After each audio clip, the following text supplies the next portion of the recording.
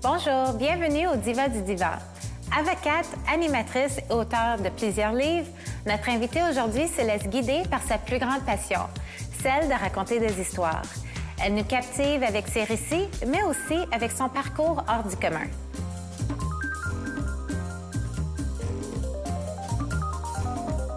Je suis Sophie Bérubé, je suis avocate, animatrice et auteure. Ma passion, c'est raconter des histoires.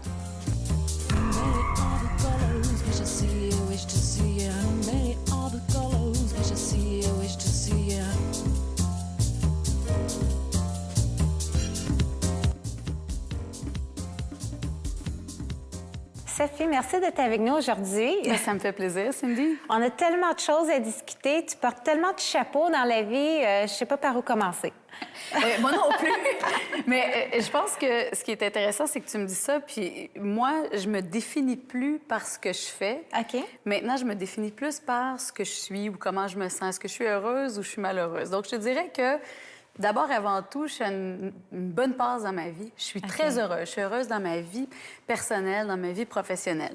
Maintenant, concernant tous les chapeaux, quand j'étais un petit peu plus insécure, quand j'ai commencé dans le domaine de l'animation télé, par exemple, j'avais toujours le besoin de me justifier, tu sais, de dire... Savez-vous, moi, j'étais avocate avant. Pourquoi? Puis après ça, j'étais journaliste à TVA. Puis maintenant, je suis animatrice. Et là, je me suis mis à écrire des romans. J'étais comme plus... C'était trop long, finalement, à m'introduire. Alors maintenant, quand je me présente, c'est plus... ces temps-ci, j'écris un livre. Fait en ce moment, j'écris. J'écris mon 4e roman. Et j'adore ça. C'est un aspect de ma vie. Je suis une passionnée de communication, donc je raconte des histoires. C'est ce que je fais. En avril, je vais tourner la 3e saison de Vue de l'intérieur sur la chaîne Unie. Et là, on parle d'architecture, de design. OK. Ça n'a pas rapport avec tout ce que j'ai fait avant. Non, du tout. Ça n'a pas rapport avec l'écriture. Qu'est-ce que je fais dans un show d'architecture et de design? Bien, c'est le hasard. On m'a approché pour animer cette émission-là. OK. Au même moment où j'étais en train de complètement détruire le haut de mon triplex. J'ai arraché le toit, j'ai construit sur le toit un projet de fou. Alors, j'étais en plein c'était une passion à ce moment-là, l'architecture, le design. OK. Alors, j'ai embrassé ce projet-là. Puis depuis ce temps-là, je continue à animer l'émission, puis j'aime ça. Mais c'est très difficile de dire. Puis qu'est-ce que je vais faire l'an prochain, je ne sais pas. On ne sait jamais. Oui. Mais pourquoi, juste pour tourner en arrière un peu, pourquoi le besoin d'écrire ou d'expliquer ce que tu fais dans la vie? Pourquoi... Ah, tu dis de me justifier? Oui, de te justifier auparavant. Je pense que le fait d'être une femme, on a toujours besoin de justifier pour qu'on existe. Oui. Hein? On est comme... On s'excuse en partant. Tu sais, les gars, ils s'excusent pas. C'est comme, voilà, je suis là. Nous, on est comme, ouais, je suis là, mais attends, je t'explique. Tu sais, on est un petit peu comme ça. Je sais pas, tu sais, peut-être aussi la façon dont j'ai été élevée. OK. J'ai eu des parents exigeants quand même. OK. Je suis pas dans la génération dont on dit « Hey, t'es extraordinaire, t'es génial, tu peux réussir ». Tu sais, la génération des jeunes, on les voit passer à la voix, là, puis ils sont comme super confiants. Moi, non. Il fallait chez nous qu'on fasse fallait se prouver.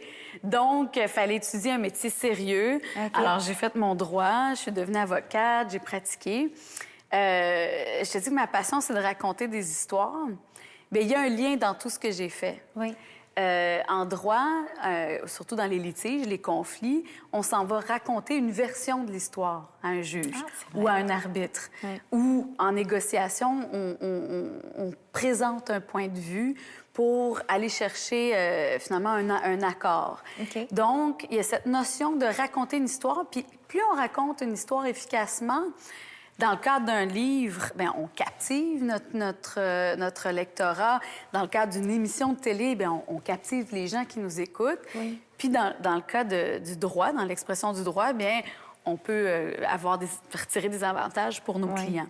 On essaie de convaincre aussi avec l'histoire. Oui, c'est ça. Par contre, à l'époque, en droit, la différence, c'était que c'est très formel, hein? Monsieur, on est presque en génuflexion, là, devant le juge. On dit « Votre Seigneurie, tout mon respect pour l'opinion contraire ».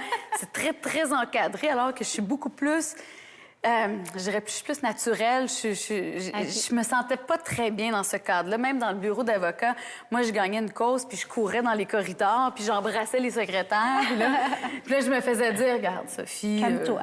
Non, c'est pas l'endroit ici. On aimerait que ça va très bien, tu es très bonne avocate, mais on aimerait que tu arrêtes de courir dans les corridors. Donc, ma vraie passion, je suis allée en voyage en Thaïlande, puis je me suis rendu compte qu'en groupe, on était un voyage de groupe, puis les gens disaient « Hey, toi, tu nous entertains, tu nous divertis, puis tu nous rends heureux. » Puis j'étais comme...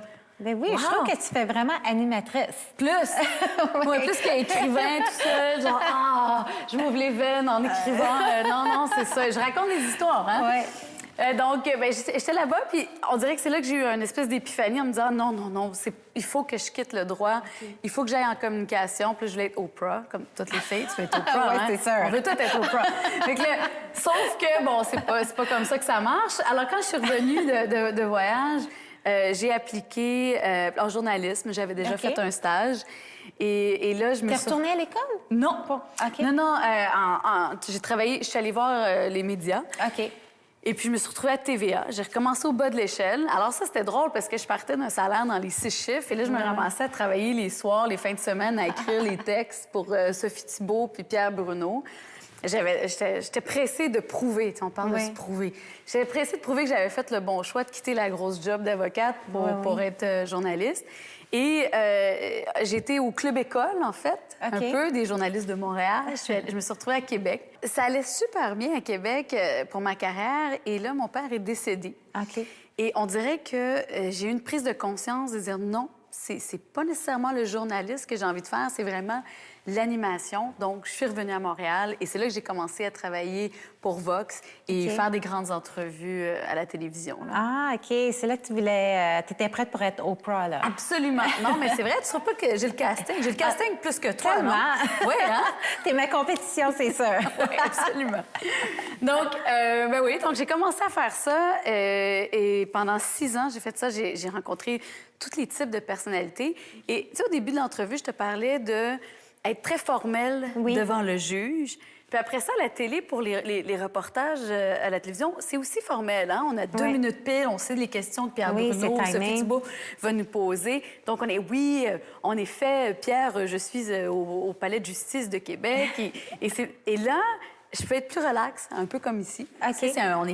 C'est plus vers mon authenticité. Okay. Je dirais que toute ma progression de carrière, ça a été d'arriver à être en adéquation de qui je suis dans la vie et qui je suis dans ma profession. D'accord. Et il y a pratiquement plus de différence. Il y a plus de filtre, en fait. Ça, c'est dangereux, par exemple. Mais bon. Mais quand on te regarde à la télé, c'est toi.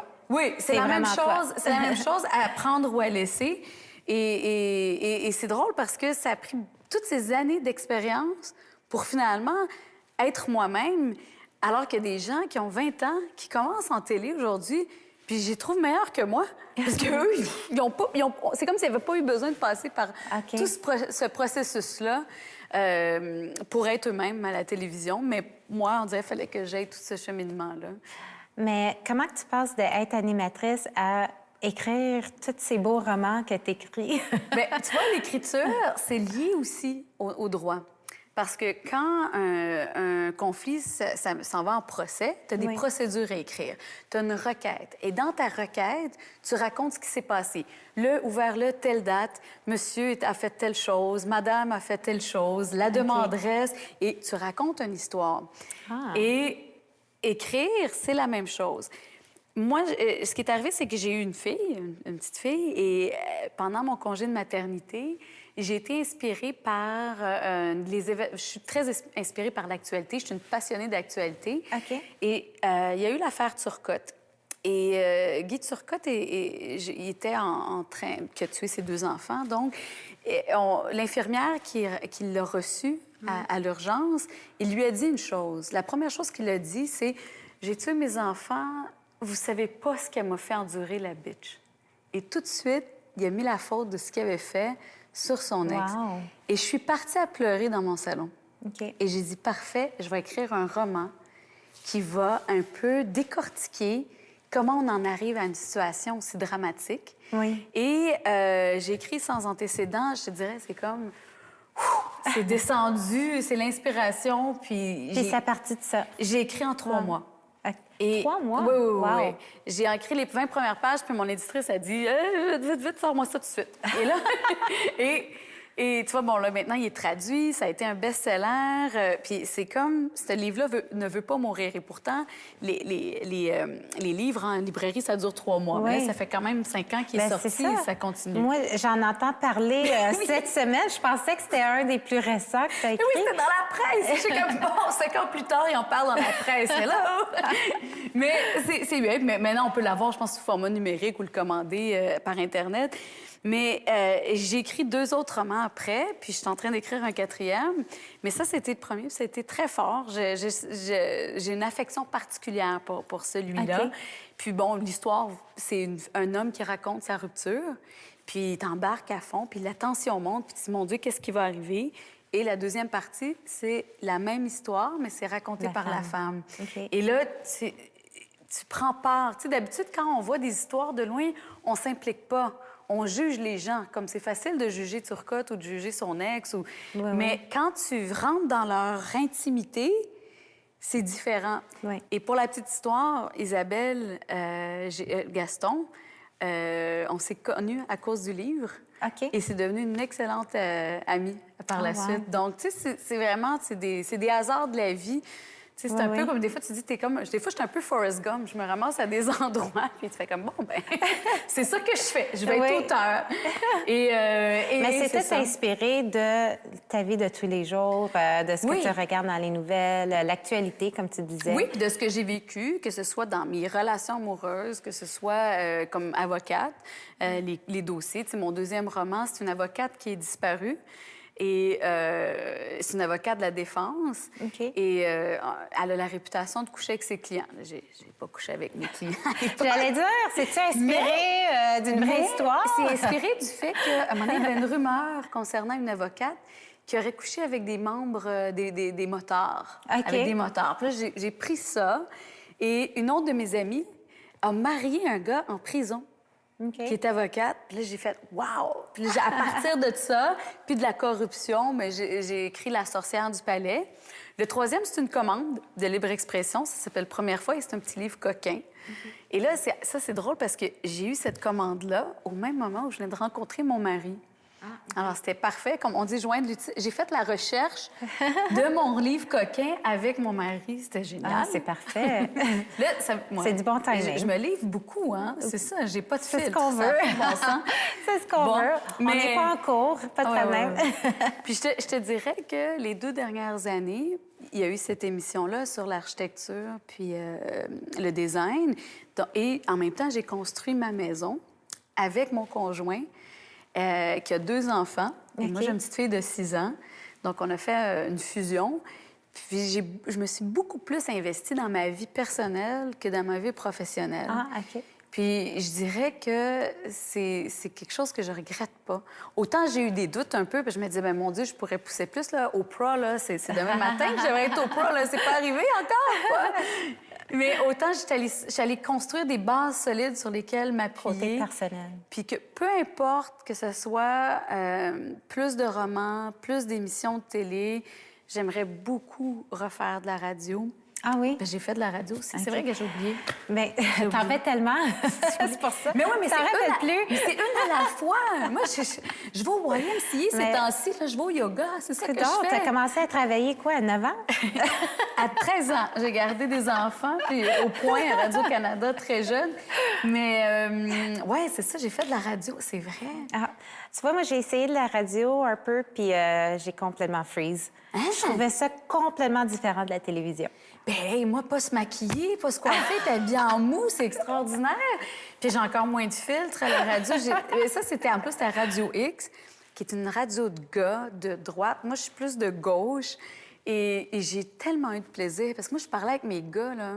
Puis, tu sais, je suis une féministe. Puis là, je disais aux gars... Tu sais, je parlais à mes gars, puis les gars m'aimaient. Je le sentais, là. Les gars, ça va, on s'écrivait.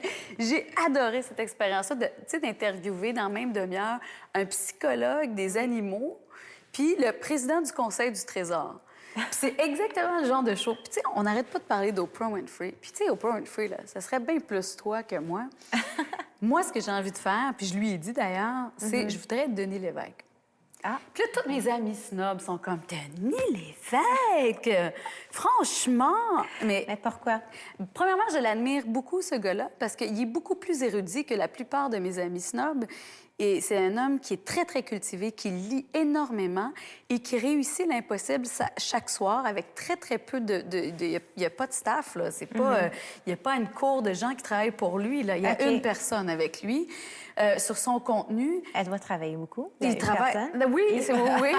Et c'est quelqu'un qui est accessible et qui aborde des sujets, oui, qui sont intéressants, puis des fois qui sont un peu bizarres, mais qui va trouver une twist intéressante.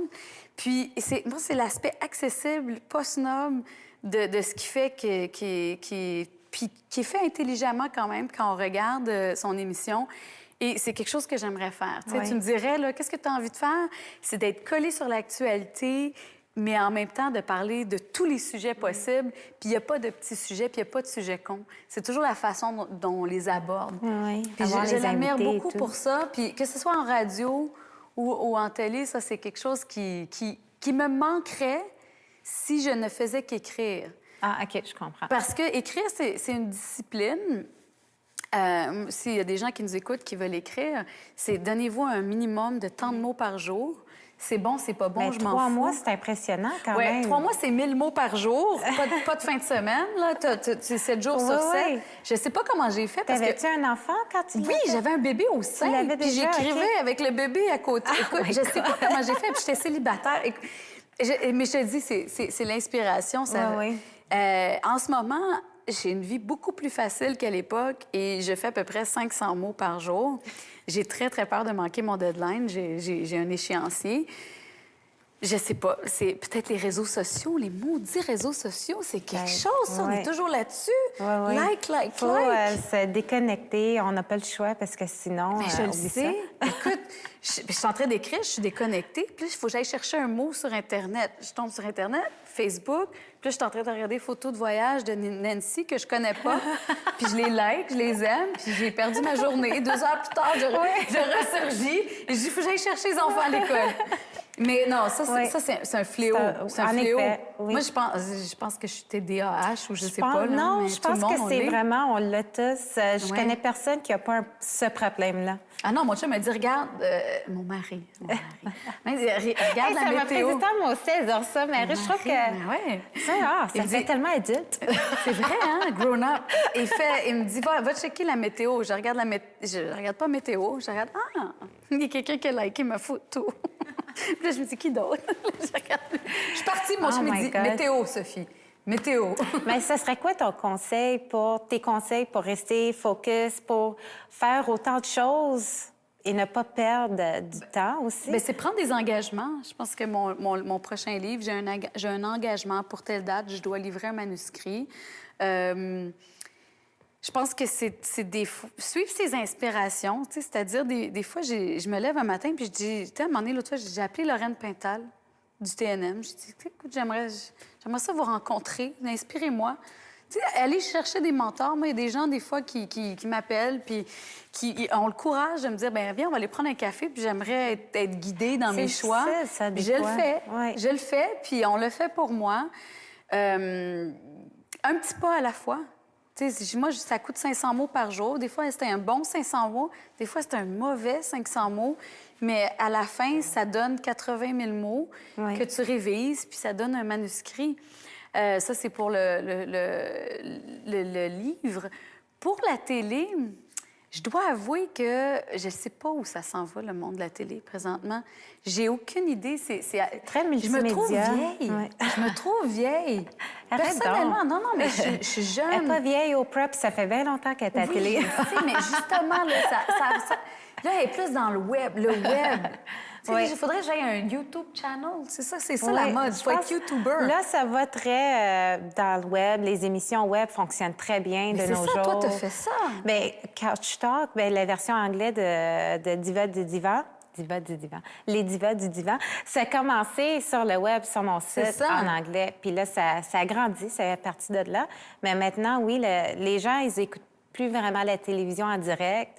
Tu sais, c'est on demand, comme ils disent, ou c'est sur le web, ou c'est YouTube. C'est des plateformes comme ça. Bien, tu vois, je sais pas trop comment naviguer là-dedans parce que j'ai tout ce parcours-là un petit peu à l'ancienne. Puis en même temps, je suis excitée de voir qu'est-ce qui va arriver. Je le sais pas. Je m'ouvre à qu'est-ce qui arrive. Puis, mais j'ai hâte de voir où ça va mener, les médias. Mais je pense que c'est pour ça qu'il y a tellement de bonnes choses qui t'arrivent. C'est que tu es tellement ouverte à recevoir. Je pense que ça attire les bonnes choses. Bien, en tout cas, beaucoup plus dans ma vie personnelle. Je vous dis, c'est un équilibre qui se fait. Puis, ouais, c'est drôle, tu me dis ça, puis je suis comme, recevoir. Mais c'est vrai, c'est vrai. Non, mais je mène une bonne vie depuis 2 ans, là.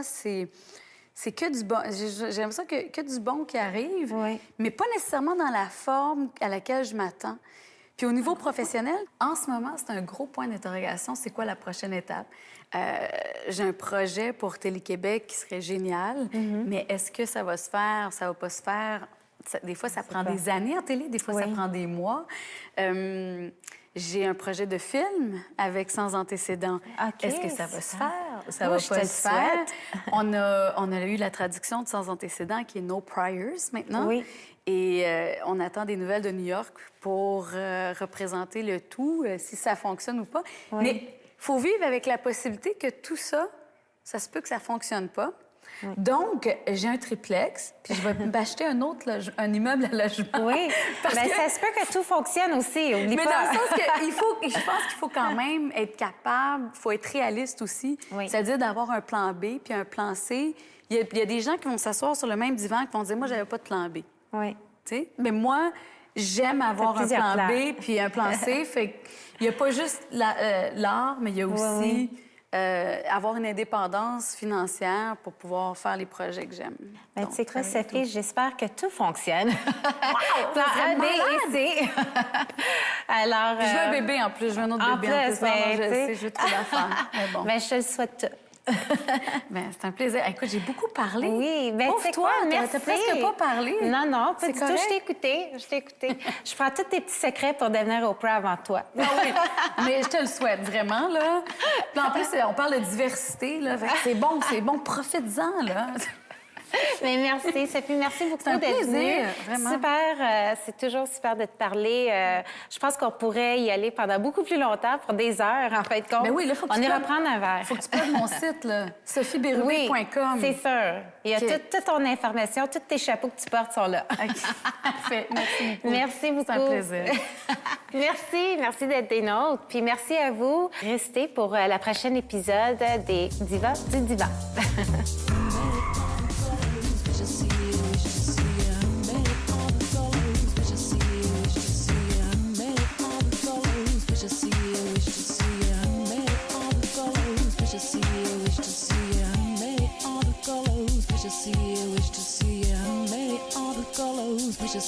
Wish to see you, made all the colors. Wish to see you, wish to see you, made all the colors.